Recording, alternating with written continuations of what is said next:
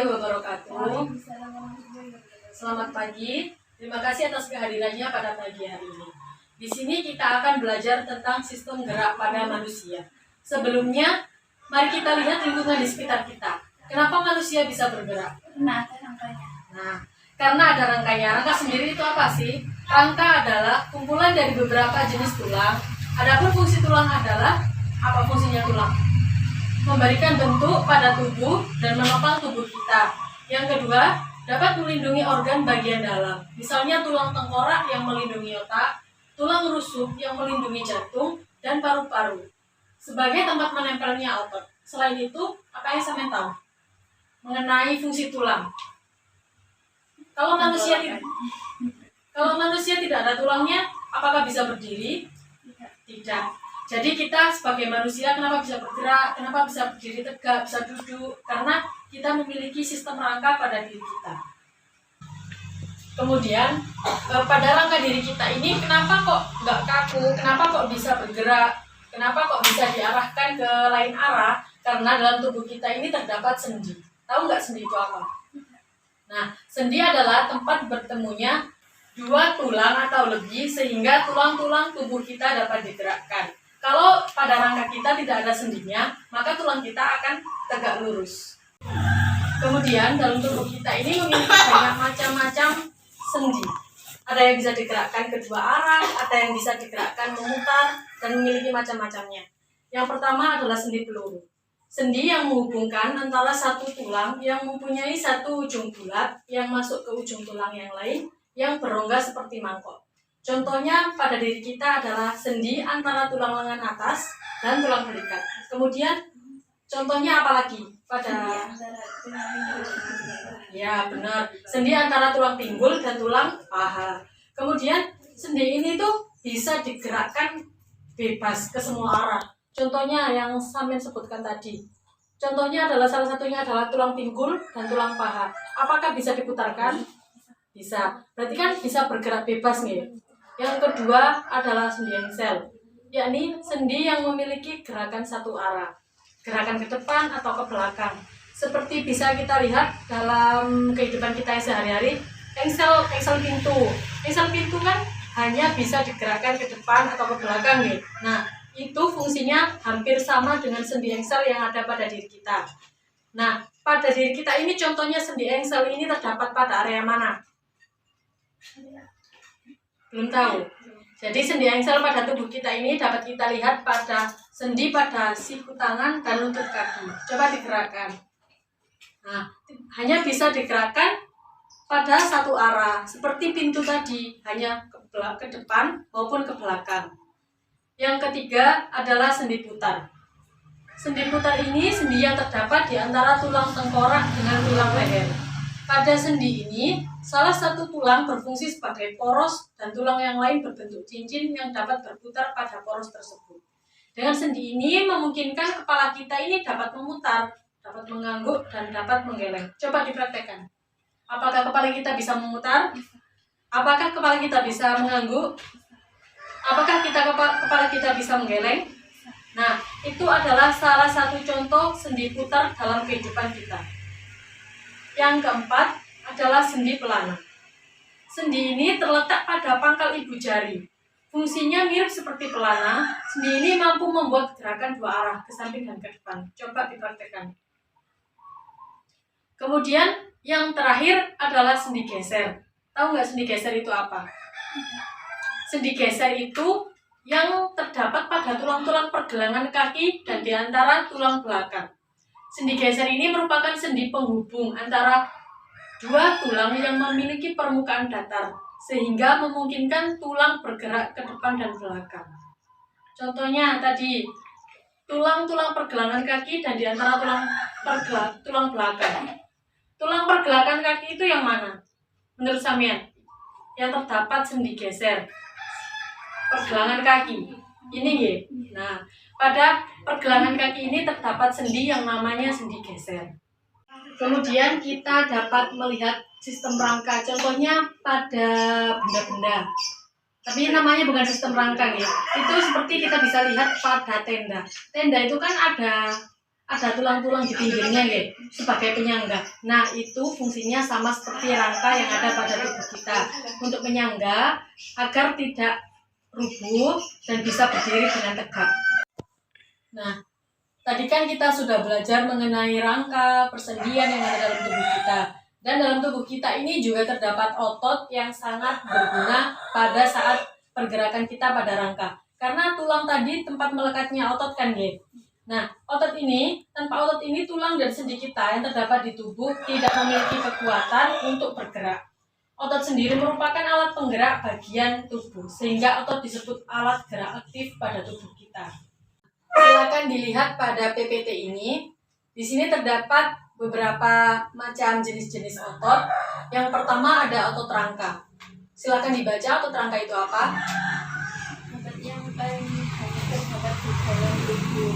Kita diamati di bawah mikroskop sel otot rangka terlihat bergaris-garis melintang, sehingga otot ini juga disebut dengan otot lurik. Otot rangka ini merupakan otot yang terdapat di bagian kita ya, di bagian tubuh kita.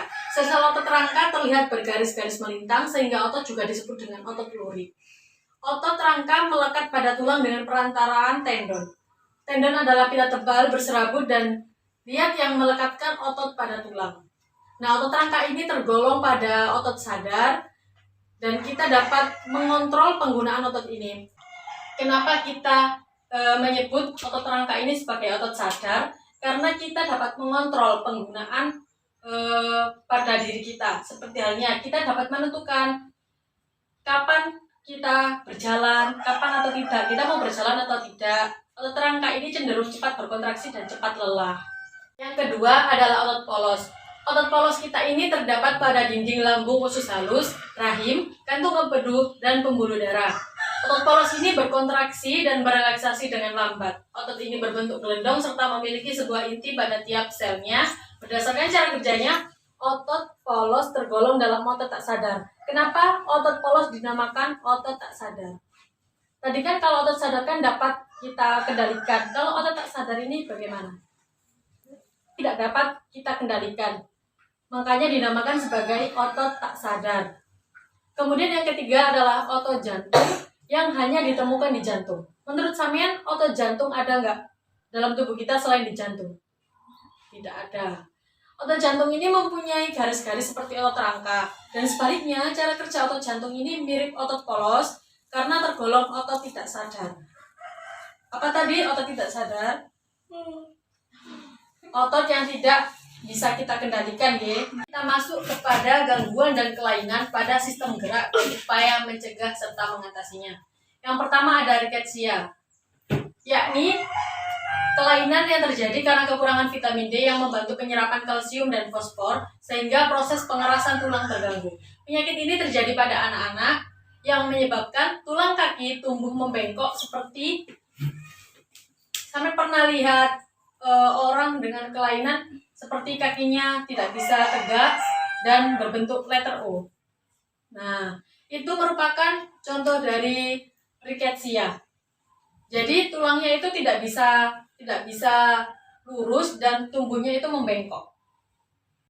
Nah, kelainan yang kedua biasa kita temui dalam kehidupan sehari-hari adalah osteoporosis. Tahu nggak osteoporosis itu apa? Bisa dilihat.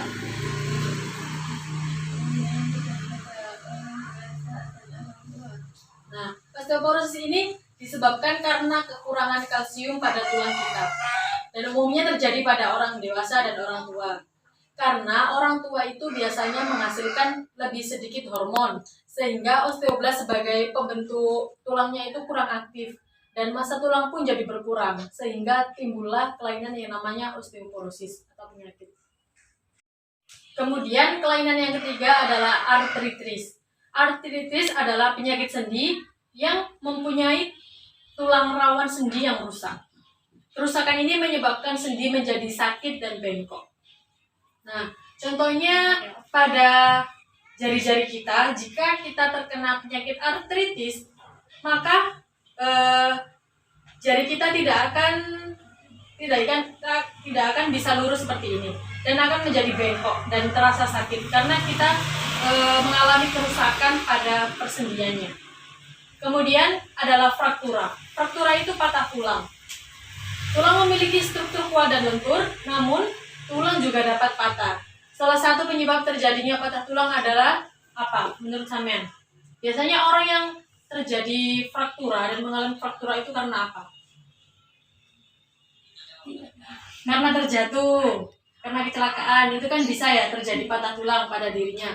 Nah, itu biasanya dinamakan dengan fraktura dan bisa disembuhkan karena tulang yang sudah patah kalau ditangani dengan bagus bisa nyambung kembali. Jadi harus segera diberi tindakan agar tulangnya bisa terbentuk kembali. Kemudian adalah kifosis, lordosis, dan skoliosis. Tahu nggak sama bedanya kifosis, lordosis, dan skoliosis? Tidak tahu. Kalau kifosis, kelainan dengan melengkungnya tulang belakang yang berlebihan ke bagian dada ke arah belakang. Tulangnya itu gini, itu namanya kifosis. Apakah sampean pernah melihat orang dengan kelainan kifosis? Tidak. Kalau lordosis merupakan kelainan dengan melengkungnya tulang belakang yang berlebihan ke arah depan di bagian pinggang. Kemudian kelainan lagi adalah kifosis, lordosis, dan skoliosis. Sampai tahu kifosis itu apa? Kelainan dengan melengkungnya tulang belakang yang berlebihan ke bagian dada. Bagaimana berarti bisa dipraktekkan? Kelainan dengan melengkungnya tulang belakang yang berlebihan pada bagian dada. Berarti tulang yang belakang ini seharusnya kan tegap, itu kayak bungkuk karena tulangnya mengalami pembengkokan ke belakang. Kemudian yang kedua adalah lordosis, merupakan kelainan dengan melengkungnya tulang belakang yang berlebihan ke arah depan di bagian pinggang. Jadi tulang belakang yang di bagian pinggang ini ke depan. Kemudian skoliosis yang biasa kita temukan, yakni melengkungnya tulang belakang ke arah samping. Jadi tulang belakang mengalami pembengkokan dan tidak bisa lurus. Kemudian pada pembahasan yang terakhir yakni upaya menjaga kesehatan sistem gerak pada manusia. Menurut sampean kita dapat menjaga tulang, kita dapat menjaga sistem gerak yang ada pada tubuh kita agar tidak mengalami kelainan yang sudah saya jelaskan tadi. Kita bisa menjaga pola hidup kita seperti apa? Berjemur pada panas matahari, karena panas matahari memiliki manfaat yang baik untuk tulang kita. Kemudian kita dapat memakan makanan yang berkalsium agar tulang kita dapat terjaga dengan baik dan nutrisinya tercukupi. Kemudian kita juga harus memperhatikan asupan vitamin D pada tubuh kita agar kita bisa mencukupi kebutuhan tulang yang ada dalam tubuh kita dan menghindari penyakit-penyakit yang tidak diinginkan. Paham nggih? Apakah ada pertanyaan? Nah, sudah cukup untuk pertemuan kali ini. Kurang lebihnya mohon maaf. Assalamualaikum warahmatullahi wabarakatuh.